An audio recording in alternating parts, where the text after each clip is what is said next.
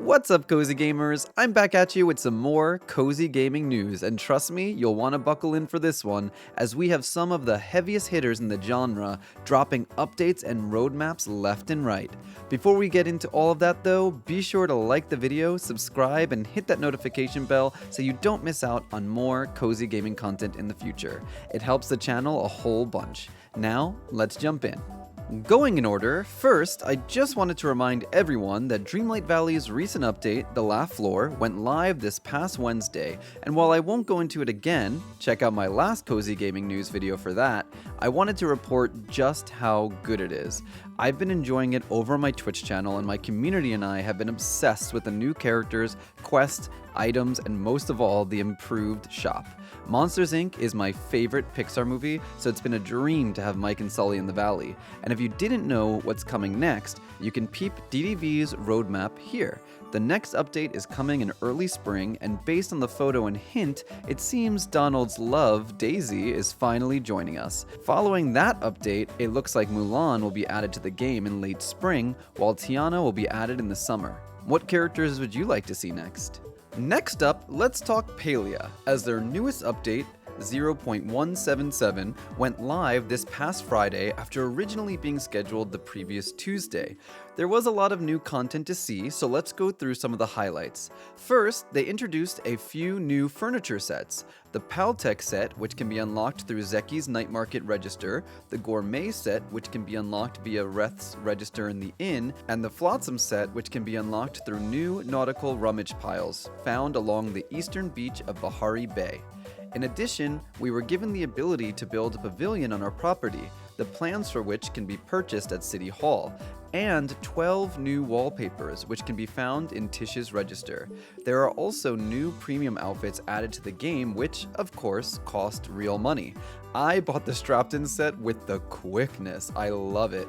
But I think the two biggest additions and the ones players will be most excited for are the tunnel that now connects our plot to Bahari Bay, giving us direct access to its map without having to cut through Kilima, and all the bug fixes, including fixes to the Temple of Gales that prevented players from completing it, and the bug that prevented players from different regions from playing with one another. There are, of course, more bug fixes involved, but you can check those out for yourself if interested. All the links will be in the description box below. And look out for Palia on Steam on March 25th.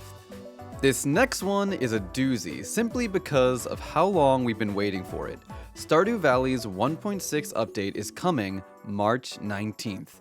Yes, this March. We first heard information about this update back in July and September of 2023, and fans have since been anxiously awaiting its release. If you missed the news back then, let me break it down for you so you know what to expect in a few weeks. Update 1.6 will include a new major festival, 2 new mini-festivals, new late-game content, which expands on each of the skill areas, new items and crafting recipes, Joja alternatives to endgame quest, 100 plus new lines of dialogue, winter outfits for villagers, a new type of reward for completing billboard requests, support for 8-player multiplayer, many small additions and adjustments, a new farm type, new secrets, and more.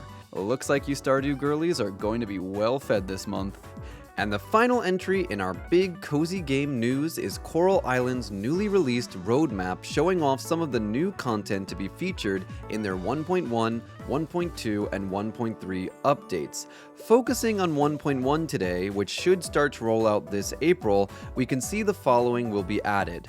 Town Rank S questline, attractions, tourist system, backer NPCs, merfolk storyline, merfolk relationships, merfolk romance, ocean farming and ranching, more story content, savannah access, buffalo and ostriches, new outfits and decor, improvements to dialogue system, and improvements to the hat system.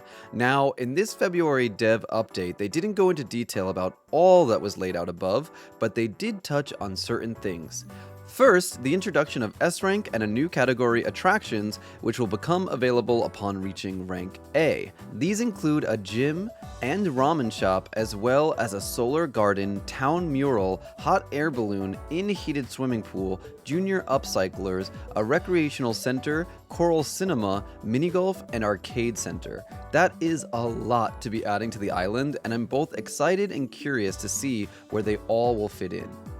You'll also be able to bring dinosaurs back to life. Sort of. By collecting a full set of fossils for the museum, you can project holographic skins and animations over them, replicating an actual dinosaur. Doing so will get you an S rank for your museum. I love this idea, it's so cute and original. You can also work on getting an S rank for your heritage site by recovering fragments of the Guardian's mural and unlocking the full story of the island's rich history. It seems new and mysterious guardians and bundles will be added as well. Next up, they showed off the new tourists, which, if you didn't know, are based on real people who backed Coral Island on Kickstarter with $3,500 or more. All of the character designs are incredibly gorgeous, which is to be expected of Stairway games at this point. These tourists will visit your island throughout the year during different seasonal events, so look out for them. And no, before you ask, you cannot date them. Speaking of dating though, as mentioned at the start, Hangouts, a new mechanic, is being added through which you can invite dateable NPCs to various locations around the islands, triggering special dialogue and cutscenes. Eventually, they plan to add non-romanceable characters as Hangout targets too. Quickly going through the rest, here we have the Ostrich and Buffalo, as well as a sneak preview of new clothing options and furniture sets. It looks like we're getting a pufferfish inspired set and a party set, and new under hat hair options. They also showed a bear in the rapids, stating that wildlife will begin to repopulate the island as you heal the land and ocean. And what will not populate the island any longer is the pufferfish stall that appears during festivals. Karen's influence will be gone. And lastly, they are beginning to work on bringing even more languages to the game, starting with Thai. Stairway Games really wants the game to be accessible to all, which has been their MO since day one, and I really respect them for that as a player. I can't wait for them to bring more languages to the game to make it even more inclusive.